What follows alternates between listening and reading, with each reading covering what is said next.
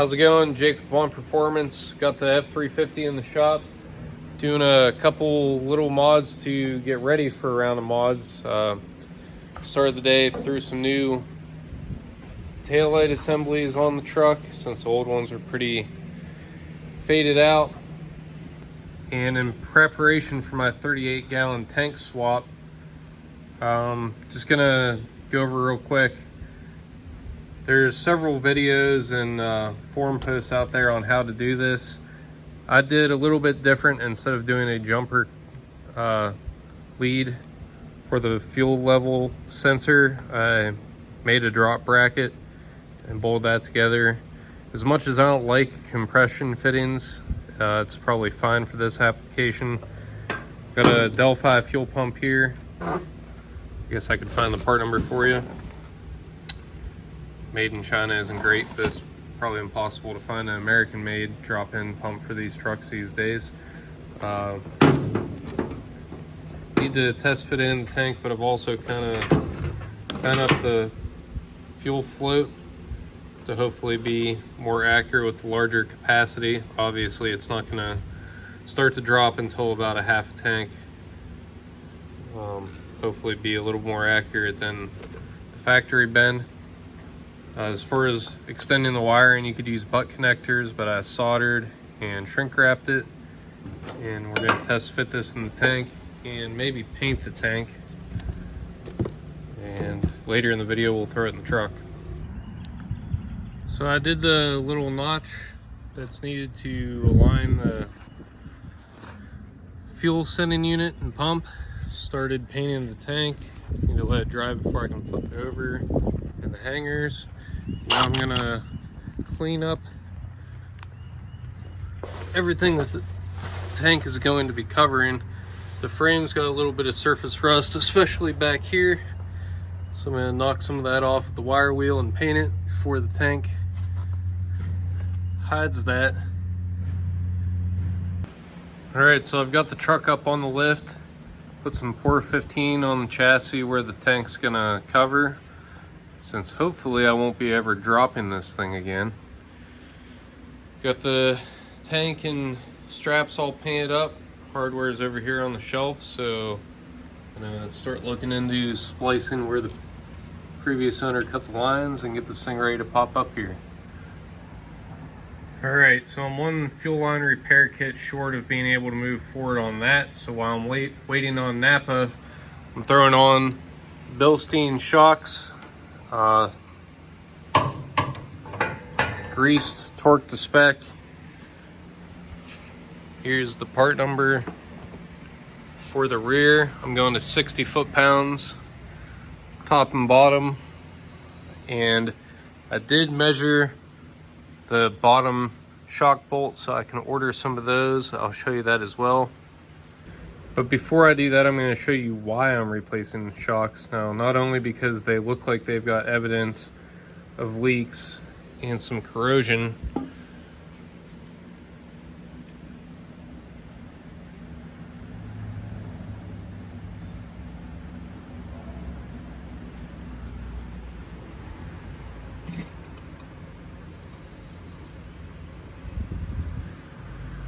they're very slow to come back out, inconsistent. These things are shot. So it's a safe bet if you don't have something squeaky clean and new on your OBS, that those shocks are going to be in the same or worse condition than these. So it's money well spent to improve the ride and handling, and go ahead and toss a new set on there. I've run Bilstein on just about everything I've owned. The Mark 7 GTIs on Bilstein coilovers. The outgoing Suburban project that I sold a couple weeks ago was also on Bilstein coilovers. Just great quality. They're either made in Germany or America, depending on the product line. Let's see if these say.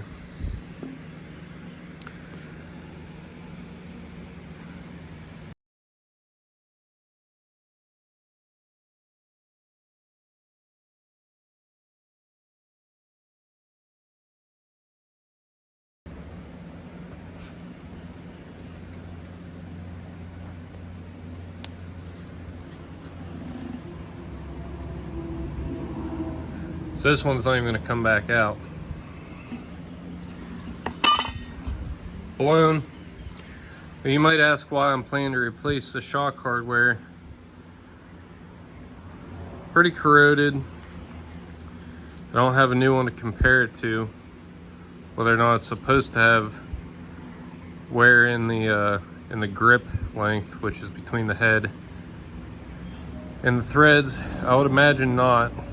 So Ford doesn't carry parts for these anymore. At least my local Ford dealership says that their illustrated parts catalog doesn't give part numbers for these OBSs anymore. So I've measured and noted the grade, and once I have the full list front and rear, I'll show you that. So we're gonna grease this top stud up and slap it on there.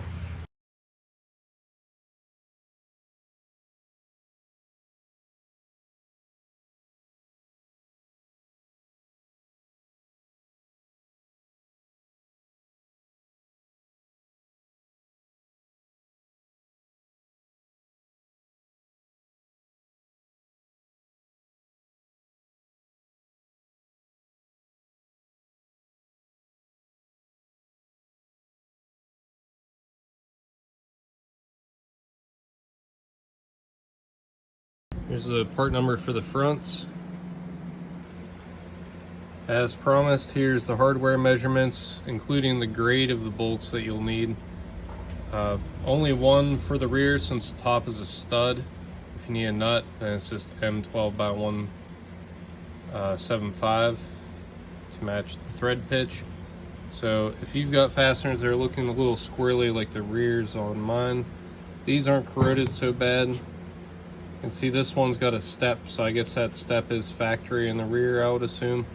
But I am still planning to replace those rears because of the corrosion on them, just to play it safe. Alright, so I've got one of the front shocks on. You'll notice that they do get installed in what most of us would consider the upside down configuration. That's the way the manufacturer made them, so that's the way I'm installing them. You might wonder why I'm dicking around, stretching, reaching, using a ladder.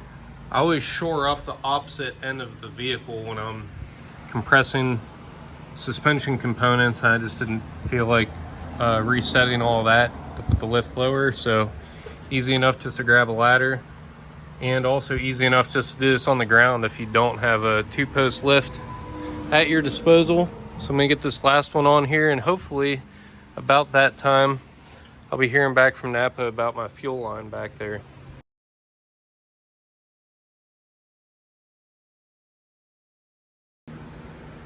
So there you have it. Bilstein 4200s installed. A lot of people do the 5100s with the nickel coated body, but they actually don't make them for these trucks. The eyelets are a different size, so if you do decide to go with those, you'll want to get the proper size hardware. That way you don't have clunking. Went 60 foot-pounds. Excuse me, went 60 foot-pounds on the front as well. So everything's torqued down, ready to go. Hopefully I'll get that last fuel line soon. The next step after this project's done, so I've got these Hedman headers. I did a short on swapping them from the ball seat flanges to V-bands. In that upcoming video, I'll be installing these and then building 304 stainless, emissions compliant, all the way back from there.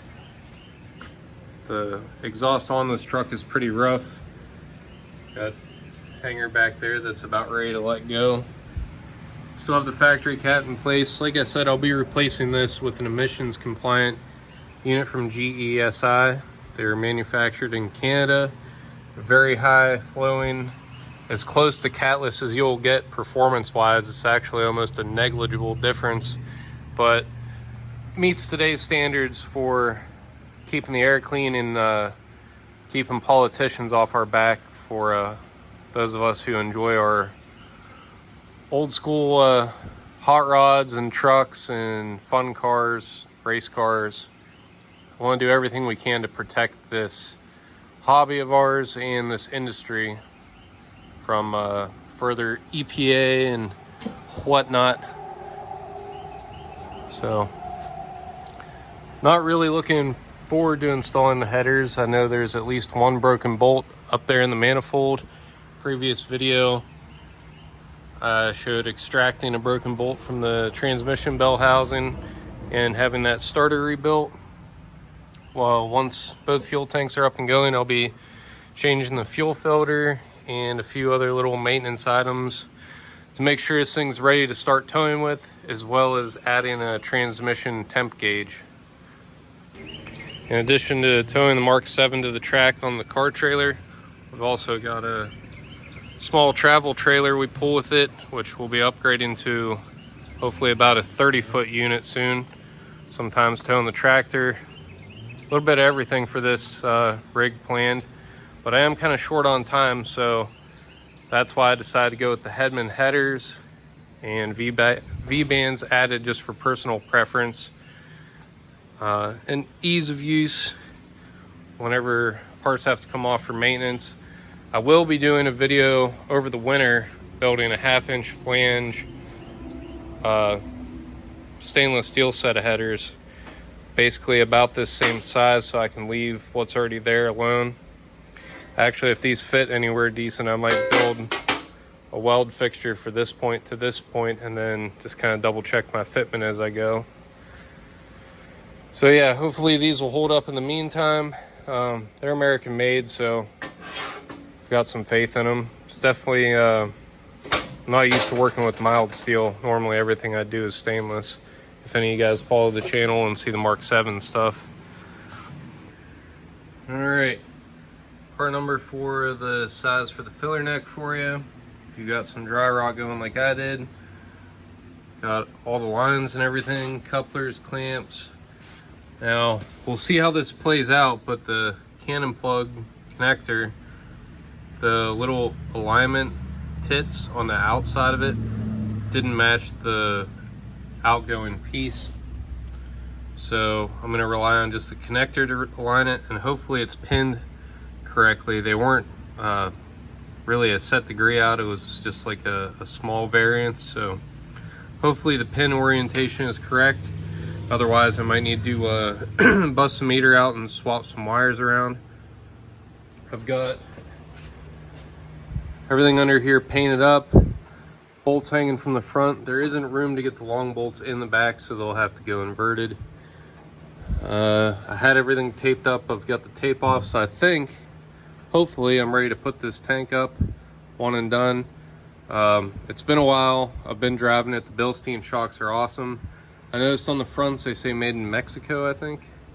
So unfortunately not American made or German made like I had originally said. Yeah, assembled in Mexico. But, you know, still North America. Way better than China. So, let's throw this thing up here and hopefully it just bing, bang, boom goes right together. I can throw some fuel in it and call it a day. But you know how that goes, so let's get after it. Alright, so I'm not going to lie, this absolutely sucked. Dropped the fuel tank at one point, dented it. Had to do some bending and beating to get it up in there.